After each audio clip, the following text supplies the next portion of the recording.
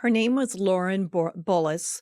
She worked for the Department of Homeland Security, the Office of Inspector General. Her job was to find government failure, and the government failed her.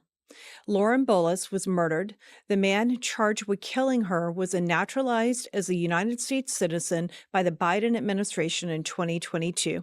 His record before naturalization: sexual battery, assault with a deadly weapon, battery of a police officer. The Biden administration looked at that record and said, "Welcome to America." Now he is charged with 2 murders. One of them is Lauren Bullis, a woman whose job was to hold the government accountable, a woman the government failed twice, once when it handed citizenship to a violent felon, and once when that violent felon took her life. I am Jenny Beth Martin. Welcome to the Jenny Beth Show. Joining me for the full hour today are Rosemary Jenks, co-founder and policy director of the Immigration Accountability Project, and Grant Newman, director of government relations at the same organization. And later, Jacob Grandstaff from Restoration of America will join us. Grant, Rosemary, welcome to the show. Let's get started with an immigration show. Thanks so much for joining me. Pleasure. Yeah, good to be here. So DHS Secretary Mullin confirmed that the man charged with the murder of Lauren Bullis was naturalized by the Biden administration in 2022. His prior record: sexual battery, assault with a deadly weapon, battery of a police officer. Let's roll this clip from Secretary Mullin on Fox News. Unfortunately, he also killed one of DHS's employees. And we found out about it immediately. We wanted to make sure it wasn't a targeted event. Doesn't feel like it was a targeted event. But this individual not just had a pattern of criminal activity, but his pattern was every April.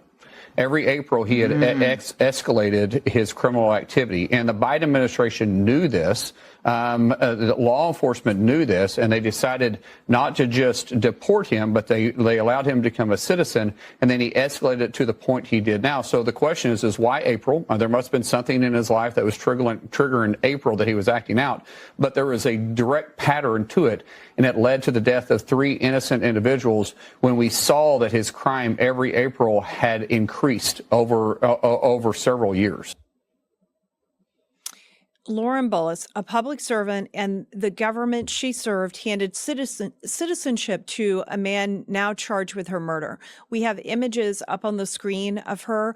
These are images that the Department of Homeland Security put out in a notice about what happened to her and the man who is charged with her murder.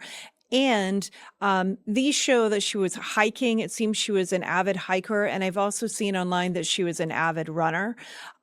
Rosemary, Secretary Mullin confirmed the man charged with her murder was naturalized by the Biden administration in 2022.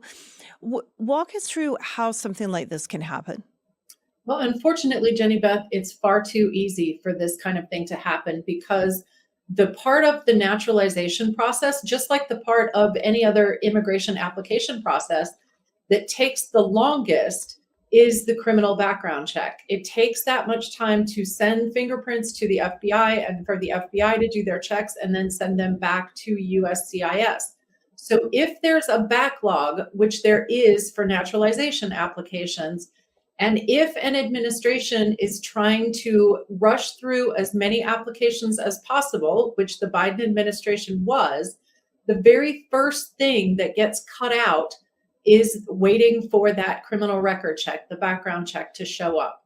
So it is possible that the USCIS officer who was adjudicating that application didn't wait for the criminal background check to produce results and just went ahead with the naturalization anyway.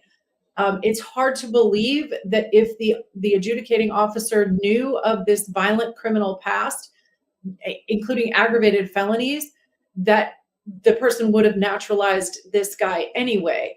So I'm guessing that they just skipped over the background checks. But I mean, this is a huge problem when the backlogs in the system are what they are today. It's too many people.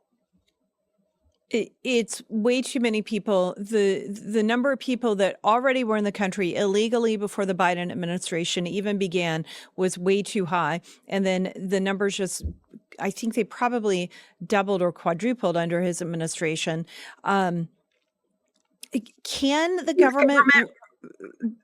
government revoke citizenship for if somebody concealed these facts or if they found out about his record afterwards? Yeah, absolutely. A person can be denaturalized. It has to go through the court system, and they have to basically show fraud in the naturalization process. So if he didn't admit to his crimes on the naturalization application, I mean, granted, USCIS should have found the crimes anyway, but if he didn't put them on the application, then he could be found guilty of fraud and actually denaturalized. But it's a long process and it's not used very often because it's long and expensive. So, the fact is, Jenny Beth, this guy should have been deported when he committed his first crime. He shouldn't have been here to apply for naturalization. No, he absolutely should not have. And Grant, I see you nodding. Do you want to add on to what Rosemary is saying? Yeah, the statute that governs this is Title 8 of the U.S. Code 1451. And covered in that, to denaturalize someone, you have to have done the part Rosemary talked about, which is concealing a material fact. Or if it turns out you join after, before or after you naturalize, like a totalitarian party. And so that's a pretty limited window. Just committing a crime after naturalization wouldn't mean we could look back and denaturalize this person. The good news is that Senator Schmidt and in the House, Whip Emmer have a bill called the Scam Act, which is trying to expand that denaturalization to include severe crimes, aggravated felonies, to include defrauding the government, as we saw in Minnesota. So there is an effort to go after this. And also USCIS, they announced recently, it was within the past year, they've really worked on trying to expand their fraud detection in naturalization and to spend more resources looking into these cases to make sure that cases like this don't get by. And you said that Senator Schmidt, is that from Missouri? Yes. Okay, we should thank him. That is kind of a call to action we should be thinking of that we should have people calling his office and thanking him for introducing that bill. And do you, by any chance, know how many co-sponsors it has right now? I can see real quick. It looks like it's got 10 co-sponsors on the Senate side. So yeah, it should have 53 co-sponsors at least. So perhaps I'm just making a note so that after this show for next week, we can add that for a call to action. Rosemary, Lauren Bullis worked for the Department of Homeland Security. She was at the Office of Inspector General. Her job was to find government failure, and yet the government failed her. How would you explain that to her family? You can't explain it to her family. I mean, it's just tragic. There's no excuse. Our government has failed all Americans when it comes to immigration enforcement. The Biden administration has blood on its hands from what they did. We have never seen an administration so antithetical to immigration enforcement. I mean, it wasn't just that they ignored it. They actively participated in opening our borders and importing people, and they didn't care if they were criminals or not. The number of Americans who have been murdered by not just illegal aliens, but also legal aliens like this guy was, it's too much. And, one person is too much, but it's shocking and it keeps happening. That's the problem. It keeps happening. Grant, from a legislative standpoint, you already addressed one thing that might help with this. Are there other things that could happen that would help prevent this from happening in the future? Well, one of the main things would be to reduce the immigration numbers altogether. I mean, Rosemary mentioned it, the backlog is a problem. If we have too many people being funneled into the system, we're going to be overwhelmed and not be able to properly vet everyone. So if we reduced immigration levels down to ones that actually benefited the national interest, then we would have the ability to better screen these folks. Okay, and then I'm gonna mention your poll, and then we're going to come back in the second half of the show and go into more detail about it. But I can start with Grant, and then Rosemary, if you have something to add on to this, you can. Your poll, the Immigration Accountability Project's poll, shows 66% of voters, including 57% of Hispanic voters, support deporting those with final removal orders. What does that number tell us about where Americans are right now? Because, Grant, you just said we could reduce the numbers, so this kind of shows there's public support for doing that. There really is, especially on the illegal immigration side. I mean, this poll was done after the Minneapolis situation. So we were actually surprised at how well the poll numbers came out. If you just watch the news, you'd think that there's a mass revolt against ICE and CBP in the general public. The reality is, and our poll shows that, it doesn't exist. People want the president to carry out his promise to have the largest mass deportation effort in U.S. history. They backed it up with overwhelming majorities, including Hispanics. I think that those numbers are just absolutely remarkable. And Rosemary, about that specific question and deporting people, what do you think from what your polling has shown? Yeah, I mean, we knew that Trump voters and Republicans in general would support mass deportations. I mean, that's what they voted for when they elected Donald Trump. What we didn't realize was the amount of support for mass deportations among independents, Hispanics, and even Democrats.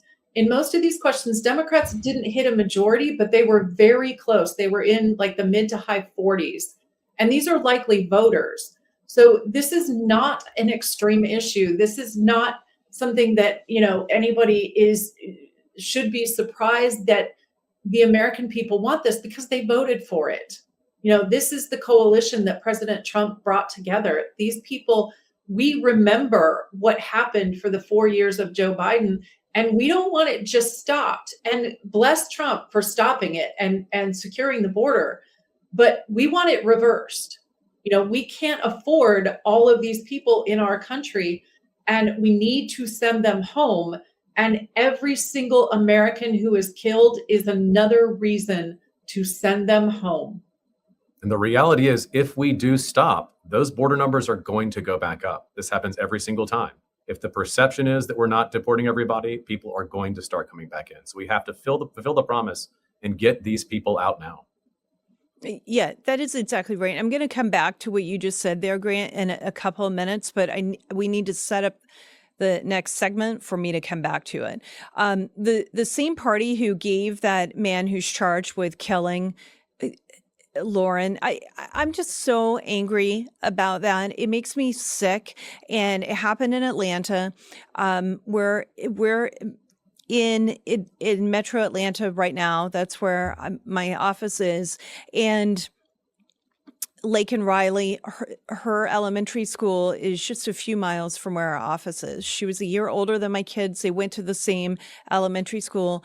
And this is so wrong. It needs to stop. That's what we wanted. That's what we were doing when we elected President Trump in It isn't all that we were doing, but it was certainly a huge motivating factor for many, many people across the entire country. That's why we voted for President Trump back in 2024. And frankly, I think that's why your poll numbers at Immigration Accountability Project are so off the chart right now. It's because people don't want an insecure border. They don't want the people who are here illegally to continue to be here.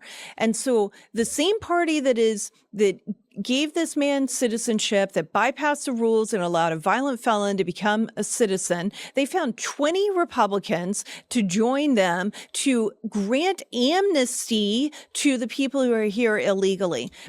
It's happening through the so-called Dignidad or Dignity Act. I really struggle calling it that. I think it's absolutely undignified. Rosemary, for viewers who are just hearing about this so-called Dignity Act, what does it actually do? And explain how this is amnesty, even though the bill's co-sponsors are lying and saying it's not. Yeah, so this is a bill that Maria Salazar, Congresswoman from Florida, has led for the past 3 Congresses.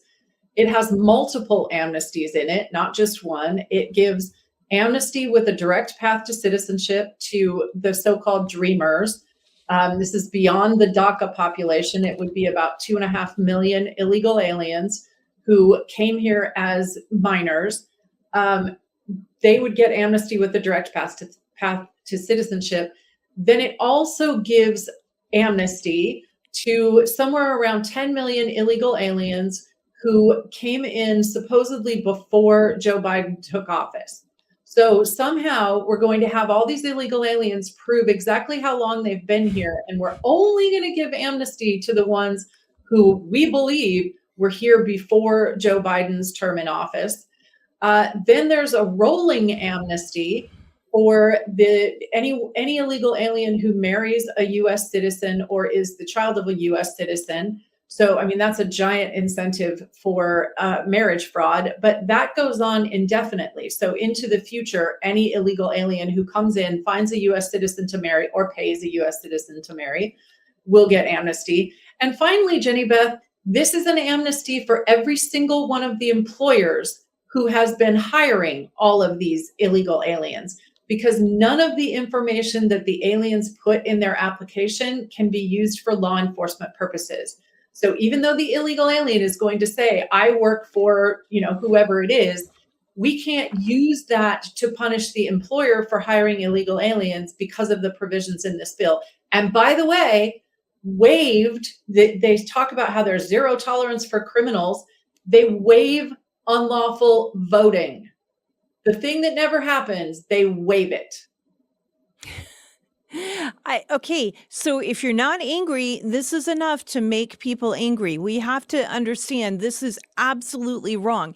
And Grant, now I want to go back to you about what we were just talking about a minute ago, because you said that it will encourage people to stay here. Well, Secretary Mullin on the Laura Ingraham program, I think it was just last night, was touting all the numbers of the people who have been deported under President Trump. And Laura Ingraham pushed back and said, well, some of these are self-deporting. They're not all deporting through the government. And he challenged that and said, well, we're instigating it, so it's through us.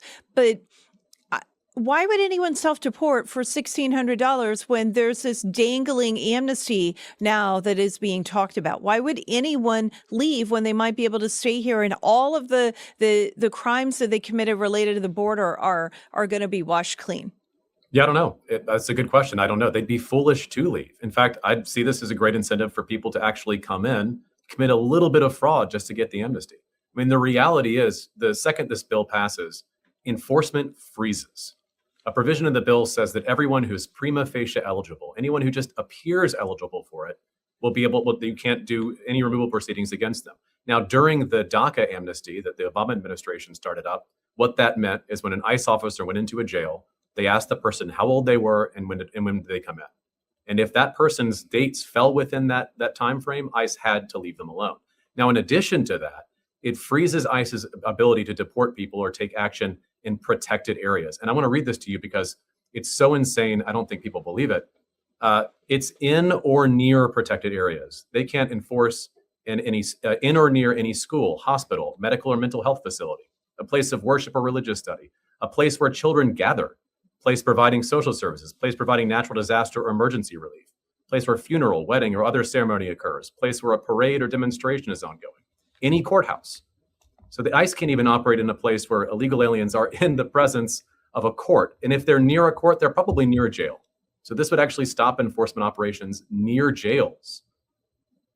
That is just craziness. That is absolutely craziness. I don't understand why 20 Republicans would support this bill. And I honestly don't think that these 20 Republicans, are any of them from the southern border state area? Like, is that where they represent the southern border area, or are they from other parts of the country? I understand Salazar is in Florida, but that's not the same as the border between Mexico. Well, Jenny Beth, one thing that we all need to understand is that this amnesty bill is being supported by a business coalition. It's being supported by the Chamber of Commerce and the American Immigration Business Coalition, which is supposedly 1,700 large employers in the United States. These are cheap labor advocates. These people want to continue hiring illegal aliens, and they don't care what it takes to do it. So these 20 Republicans, they're not doing it because they have some, care for illegal aliens. They're doing it because the donors are telling them to. And that's just a fact. Yeah, it's just ridiculous that is what is happening right now. And when I was asking about whether they were from the southern border, the southern border area, during the Biden administration and also during the Obama administration, we did tours along the border and interviewed border sheriffs and Border Patrol all along there. And the thing that we heard back in 2015 and again in 2022, I think is when we're back doing so many of these interviews. It may have been 2023. But what we were hearing over and over and over and over from sheriff after sheriff after sheriff, and then the Border Patrol as well, is when you signal that there's amnesty, when you signal that there is a sanctuary city or a state, and when you signal that you can come over the border illegally with no consequence, people come. They come and they attempt to get into the United States, and they will do everything they can to get in because they're trying to get that precious amnesty. So just by talking about this, they wind up turning that, they start making people want to try to figure out how they can come. I don't think they're going to be able to do that right now to get over the border because of how secure President Trump and his administration has it sealed off. But it only stays sealed off if DHS is actually funded and you fund Border Patrol and Immigrations and Custom Enforcement. So what do you think of the delay that we have right now with funding for DHS? Rosemary, I'll start with you and then we'll go to Grant. Yeah, I mean, it is absolutely criminal that Congress has not done its job and funded the Department of Homeland Security, including both ICE and Border Patrol. It's unclear, quite frankly, how they're actually going to do this. You know, they're talking about using a reconciliation bill to fund ICE and Customs and Border Protection, which includes Border Patrol. But they have to get that bill done. They have to get it written, and then they have to get it passed through both chambers of Congress. And they're already starting fights over, you know, which add-ons are going to be part of that bill. It was supposed to be very narrowly tailored. We would prefer if they did the entire Department of Homeland Security through that process rather than passing the garbage bill that the Senate passed that actually zeroes out funding for ICE and Border Patrol operations. But yeah, it's demoralizing for the people in the department. It's a disgusting abdication of congressional responsibility. And Grant, what are you thinking about what we're seeing with the defunding and lack of funding right now of Department of Homeland Security? And what are you hearing from the Hill? It's a mess. The whole thing is a mess. The only reason anyone's getting paid right now is by funds that were given to ICE and CBP, well, all of DHS, through the One Big Beautiful Bill Act. That money was always intended to be in addition to the regular appropriations that they get. It wasn't supposed to cover all of their funds. And so they are burning through that additional money they received instead of relying on the appropriations that they have. And it's unclear how long that's going to last. So while we do this reconciliation process, I mean, it's a good idea, but potentially it's a way to get a bill passed with a majority. But the majorities in the Senate and the House are very, very small. And as Rosemary mentioned, people are looking for things that they want on a reconciliation bill. They don't want to wait until a Reconciliation 3.0 bill. And if more of those people have demands and that this funding gets delayed, and the longer this funding is delayed, the more of those additional funds get burned out that we passed a year ago. Okay, one more thing about the Dignity Act, and then I'm going to bring in Jacob Grandstaff. The bill, they're calling it the Dignidad Act, which is, of course, Spanish for dignity. President Trump signed an executive order declaring English as the official language, and now 20 Republicans are co-sponsoring a bill with a Spanish title. What do you think of that? Because my gut reaction to it is this is just, they seem to have forgotten what America is all about. Rosemary, what do you think? Yeah, they definitely have forgotten what America is about, and they have forgotten that their duty is to American citizens. They represent American citizens. They do not represent illegal aliens. I'm doubtful that all of those 20 actually know what the name of the bill is. I think that Congresswoman Salazar has convinced many of them to sign on without telling them the truth about the bill. I'm sure they haven't read it, but you know, it is disgusting. If you're pandering to illegal aliens, you are harming American citizens. That it's just as simple as that. That's exactly right. Okay, I think I want to come back and ask a couple more questions about this so-called Dignity Act, but let's bring in Jacob first and talk about the Save America Act, and then we'll come back to that and we'll go through your polling in more detail. So now we have joining us Jacob Grandstaff, and he is with Restoration of America, who just launched a $5 million ad campaign for the Save America Act. I think before we do that, I'm supposed to take a short break, but we'll do the break after we finish with Jacob. So, Jacob, explain what is Restoration doing, and then we can play the ad after you explain why are you launching this ad campaign, and what are you hoping to achieve? Well, Restoration of America is focused on restoring America to its constitutional principles, to the limited government conservative principles that made this country great. And one of those conservative principles is the basic fact that only American citizens should be allowed to vote.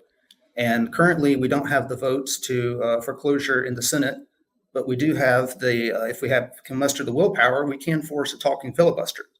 And so that's one thing that we're hoping to force Senate Majority Leader Thune to do, is to force a talking filibuster in the Senate and force Democrats to go to the mat in defense of non-citizens voting, which is essentially what they're doing when they're arguing that we should not force people to show a citizenship ID when they register to vote, or show a photo ID when they show up to the polls. And so that's the purpose of the ad campaign. Okay, it's a really short ad, so let me, we're going to play it really quick, and then you can tell us where you're hoping to get attention for it. As Americans, we're fair and logical.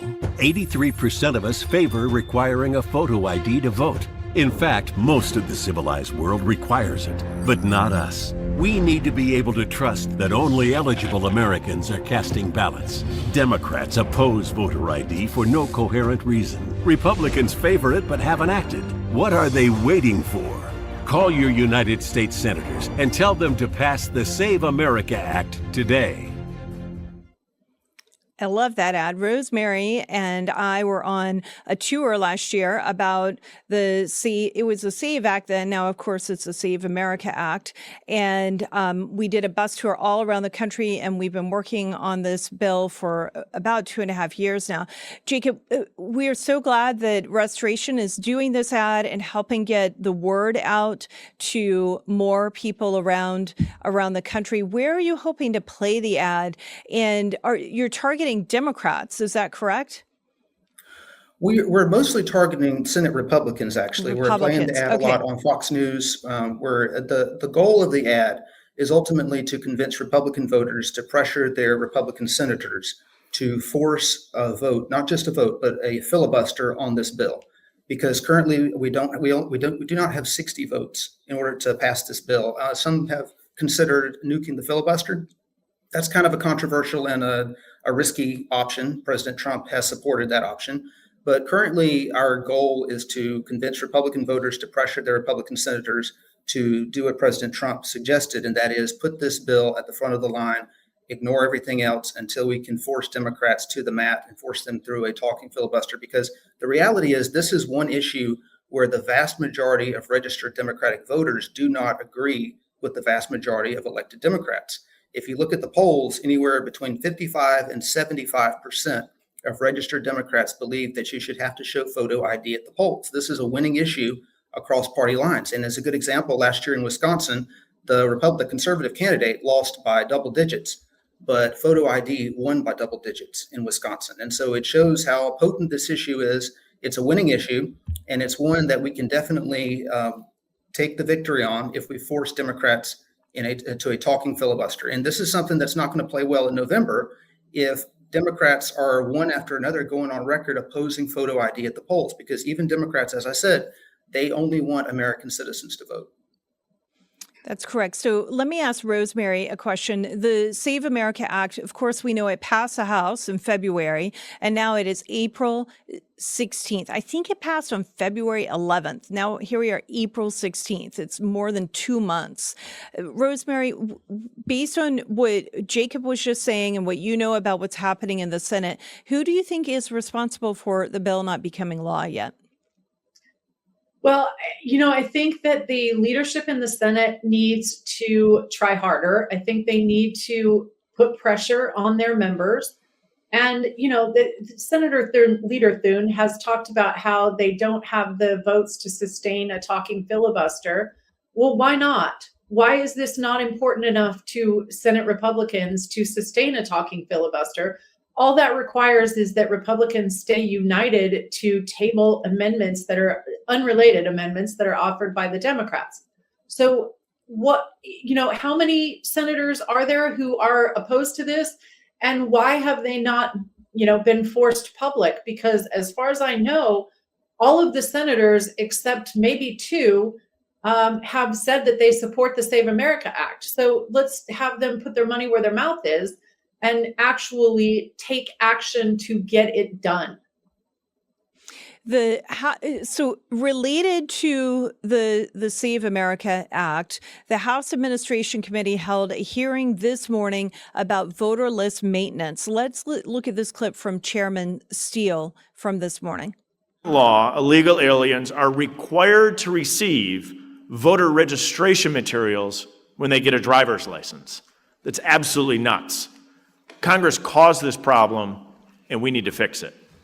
Issues like this are only compounded when states fail to maintain accurate voter rolls. Consider the implications in states with universal vote-by-mail policies. In those states, a live ballot is automatically mailed to every person on the voter rolls for every election.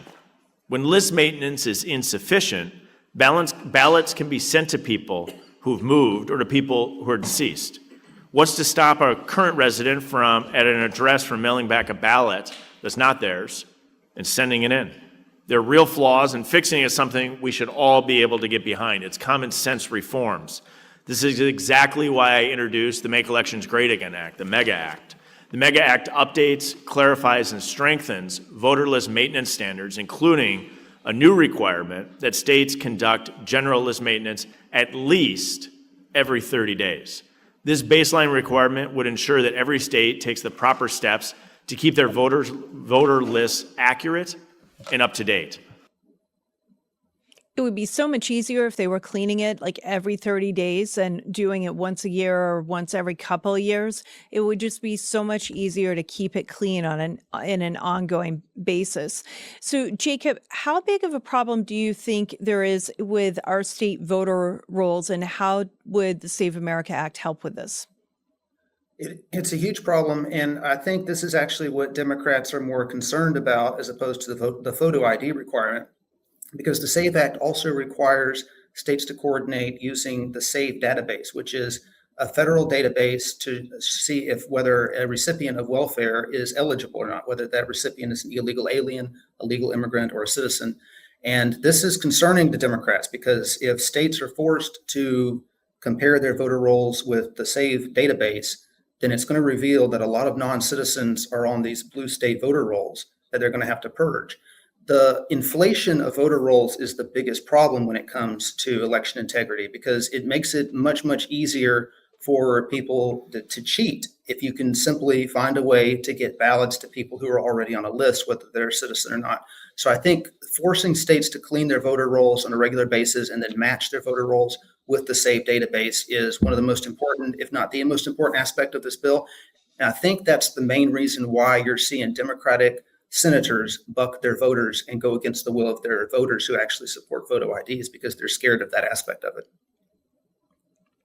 Grant, we hear all sorts of lies from the left.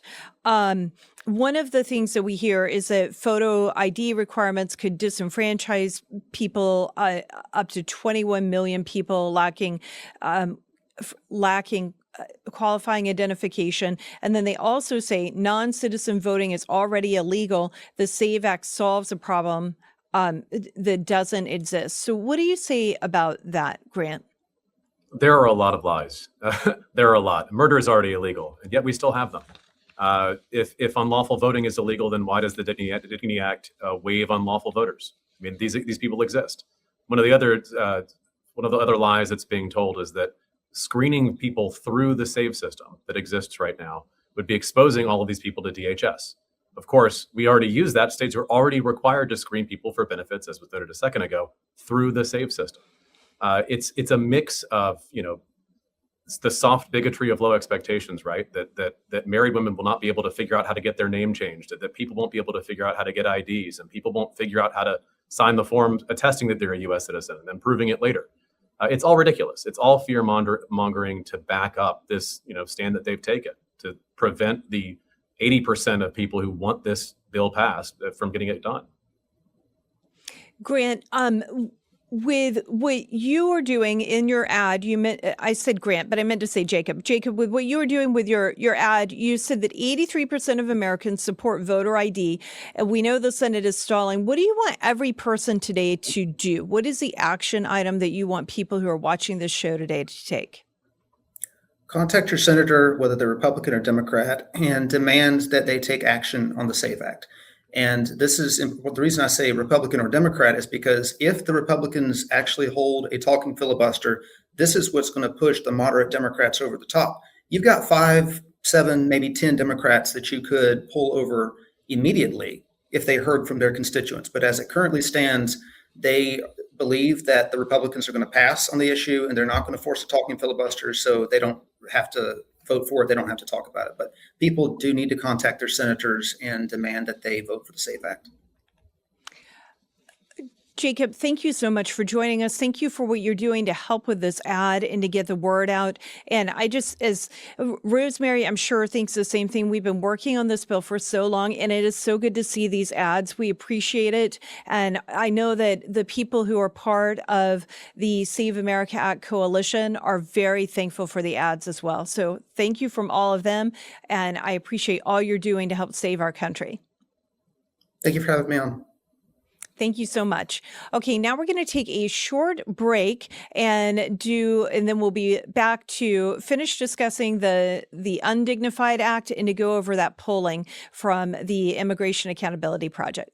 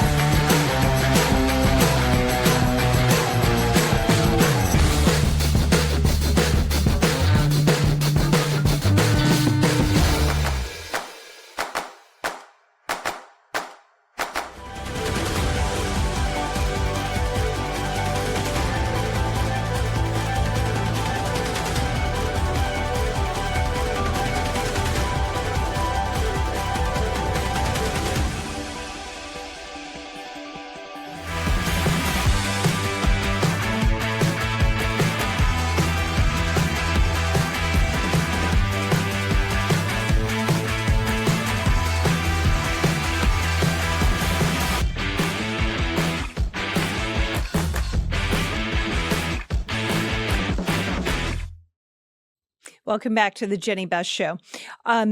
Before we go into polling from the Immigration Accountability Project or deeper into polling from it, I wanted to follow up and ask Rosemary Jenks a question about the 20 co-sponsors of the so-called Dignity Act, which I still think is undignified.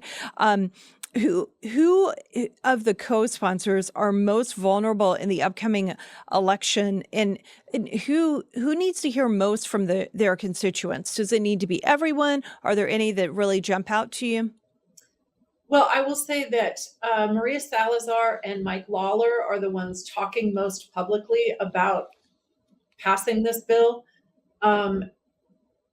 There are a couple of the co-sponsors, at least one of the co-sponsors, Don Bacon, who has announced his resignation. So he's pretty much a free agent and doesn't care what his constituents think. But most of the rest of them are actually in swing districts. So these folks, the ideal would be to primary them. In some of the cases, we're past that point. Some of them don't have primary challengers. Maria Salazar has already been endorsed by the president. So, there's not much that can be done about a few of them, but they all need to hear from the public because, zero Republicans should be talking about amnesty ever let alone right now when President Trump is in office and we voted for mass deportations. We did not vote for amnesty. We don't want it, and none of them should be discussing it because, as we've already said, it's only going to lead to more illegal immigration. If you reward illegal behavior, you get more of it. That is exactly right. Grant, you were just nodding your head right there. Let me just ask you before we start talking more about poll numbers. Is there anything else you want to say about the Dignity Act? I'll say a couple things. One of the most common misconceptions about this bill is that criminals do not qualify. Criminals absolutely qualify in the plain text of the bill. In fact, people with crimes can have their crimes openly waived as long as they don't commit more crimes within 5 or 10 years. That's directly in the bill. The part that's not talked about a lot, it's not the illegal immigration side, is that this bill actually is a mass legal immigration bill as well. It more than doubles employment-based visas in the way that we count them. It codifies an illegal executive program called OPT, the Optional Practical Training Program, which allows students who are supposed to not have an intent to come here and stay, foreign students, to work up to 3 years after graduation. And then they turn that into an H-1B, they turn it into a green card. That's all buried in this bill. It allows people with STEM degrees to basically just petition for themselves. It allows people who've been on the wait list for a long time to pay to skip the backlog. And so it's in almost every way, this bill is a disaster for the American worker. Normally, when a student is here, what happens after they finish school? Well, they should go home. They're attesting that they're coming here to study and leave. But in a lot of cases, they don't. They turn it into this path to get a green card. Okay, and then two more quick things, even though I said I was going to move on. I heard someone yesterday say that this bill is very much like what Biden was already doing. Can you elaborate on that, Grant? Yeah, it effectively codifies some of the things he was doing. I mentioned the sensitive locations provision. That is basically what the Biden administration was doing. And the fact that it's basically mass amnesty kind of tracks with that. I mean, there's a reason why this bill is effectively a cobbled together version of a bunch of Democrat bills over the past couple of Congresses. That's why Veronica Escobar, a Democrat from Texas, a very progressive Democrat from Texas, is one of the original sponsors of the bill.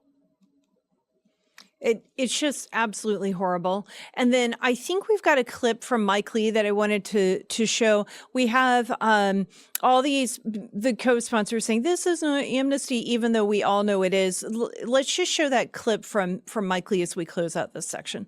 Amnesty is still amnesty, even if you call it dignity, and even if you make people pay a fine. So look, if you want to push amnesty, go right ahead. I strongly disagree with that. But don't tell us that it's not amnesty, because that's exactly what it is.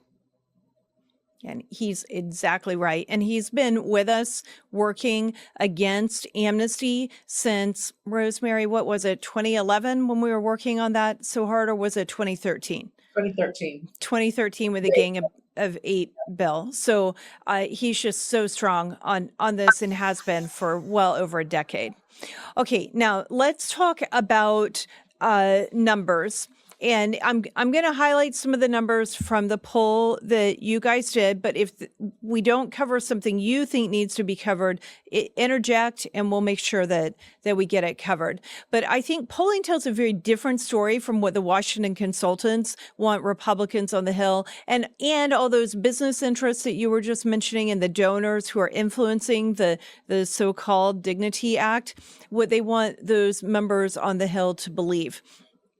So if we look at the numbers, in they tell a different story, of course, but let's dig into it further. In your poll, 82% of Trump voters said the mass deportation promise made them more likely to vote for him. 74% say they were more likely to vote Republican in 2026 if Trump deports more than 1 million people. So break these numbers down for us. Yeah, so the overwhelming number of Trump voters, and that's not just Republicans, want mass deportations. They knew what they were voting for. I mean, do you remember at the Republican convention when all the people were holding up the signs saying mass deportations now? That's what we voted for. So yeah, it is overwhelming. I mean, the idea that 87% of Trump voters want the president to exceed 1 million deportations this year is astonishing. What else is there that kind of agreement on? Not much. No, absolutely not. And then 80, the polling said 86.7% of Trump voters want deportation levels to exceed Eisenhower numbers. And 74% say they're, and I don't know if I've got that's the right one. We've got it up on the screen right now. 74% are more likely to vote Republican in 2026 if Trump deports more than 1 million people. What else are the numbers saying, Grant? The Eisenhower numbers, explain what that means also. That was the last time that there was a mass deportation effort. And we estimate, I think, that about a third of the people in the country illegally were removed. And so we've pinned that number at about 1 million. It's a nice, clean number of people that were removed at the time. I mean, the numbers are clear throughout this poll, top to bottom, basically every area of enforcement. The public supports enforcing immigration law. We should have realized this after 4 years and the overwhelming support for the president in the last election. But this should be a flashing warning sign to members of Congress who are thinking about this Dignidad Act, right? People want the immigration law enforced. The more we're talking about amnesty, the more we're talking about these other things, not only will they drive up illegal immigration, they're going to drive down voters at the poll. This kind of stuff, amnesty talk, just disincentivizes voters from turning out. It absolutely does. And then, Rosemary, the Wisconsin Supreme Court race went to a liberal by 20 points. And President Trump's approval rating right now seems to be sliding. The generic ballot seems to be favoring Democrats. And the left thinks that his immigration message is not working. But what does your poll show, and how is the left actually wrong?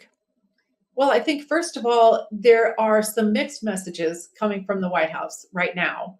Initially, it was all good, but I think when James Blair came out and told Republicans at their retreat in Florida to not talk about mass deportations, that was very demoralizing for Americans. Again, the polling shows that Republicans, independents, Hispanics, and even a large number of Democrats support mass deportations. We want illegal aliens, not just criminal aliens, but all illegal aliens deported. And as long as we're not seeing that, and remember, deporting large numbers of illegal aliens will reduce housing costs. It will reduce competition for resources like welfare resources. It will reduce overcrowding in public schools. It will reduce healthcare costs. And on and on and on. So if affordability is the issue, then again, mass deportations are a big part of the answer, and we need to see that. So I think the Democrat pundits have it absolutely backwards. They're assuming that American voters don't like the Trump immigration enforcement. But what I think we're really seeing is that there's not enough immigration enforcement, and we need to ramp it up. Yeah, I think that's exactly right. And we did polling on it back in February, I think, and people, maybe our poll question about deportation was actually from last year. Maybe it was after everything broke in Minnesota, or before things broke in Minnesota. But people want those who entered the country illegally deported. And that's what the numbers have been showing when you go and you ask them very specifically about this and very plainly. Do you think people who have come here and have broken the law to enter the country should be deported? The answer winds up being yes. We're not sugarcoating it. We're just asking very plainly, and people agree. Grant, what is one number from the polling that you think every member of Congress needs to see? Well, I don't know if I don't know the direct number, but Rosemary made a reference to this earlier. We are seeing massive Republican base support for mass deportations. The thing that's not being talked about enough is the fact that Democrats are split on this issue. Something that you lean into is something where your base is locked in and their base is fighting over it. It's like, this is the fight to have, to move into phase 2 of mass deportations, to use the whole of government to lean into this issue and do everything you can to get those numbers up is massively key to a midterm. I think that's an excellent point. And then, Rosemary, how are members of Congress reacting when you're showing the polling to them? What's their reaction? They're interested in it, but I'm not sure that it is overriding the donor factor, quite frankly, Jenny Beth. And, it's interesting because some of the polling questions actually answer the donor question quite well. I mean, for example, 78% of likely voters support mandatory e-verify, including 72% of Hispanics. But what was even more interesting to me is the fairness questions. We asked, is it fair or unfair, basically, for the wealthy or corporations to profit from hiring illegal labor while Americans have to compete with it? And 80% said, no, it is not fair, including 72% of Hispanics. So at some point, we as a nation have to choose between the donors and the voters. And we better choose the voters before the midterms, because the voters are the ones who are going to win or lose the election. And, this is an issue that drives them to the polls. And then one more question. Well, let me ask this before I ask the one more question. And I think I sound like Chat GPT or an infomercial. Just one more question. Is there anything else from the polling that you want people to know before I ask you something unrelated to the polling? That was the fairness one was the one I really wanted to get in. Okay. And then Grant, what about you? Because this poll was amazing. You had so many questions. If there's anything else you want covered, feel free to let us know. I'll say look into it yourself. Go to iaproject.org. It should be right at the top of the page. You can see everything about the Mass Deportation Coalition. You can dig into the poll yourself. You can see exactly where people stand on over 40 questions we asked them. That's perfect. iaproject.org for Immigration Accountability Project. Okay, the House is supposed to be voting on extending temporary protective status to Haitian immigrants. What do you guys say about that? I'll start with Grant and then go to Rosemary. It's crazy. It's amnesty. These members of Congress, including Republicans, are overriding the Trump administration, which determined that these Haitians do not qualify for temporary protected status anymore.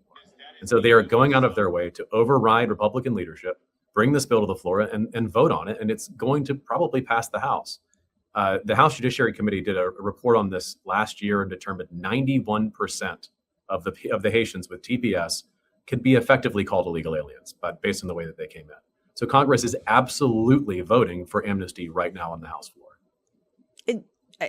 I just think they don't even understand why if they're a Republican, why they got control of the House and why Trump won the popular vote and the Electoral College last time. And then Rosemary, do you have any reaction to this extension of the TPS for Haitian immigrants?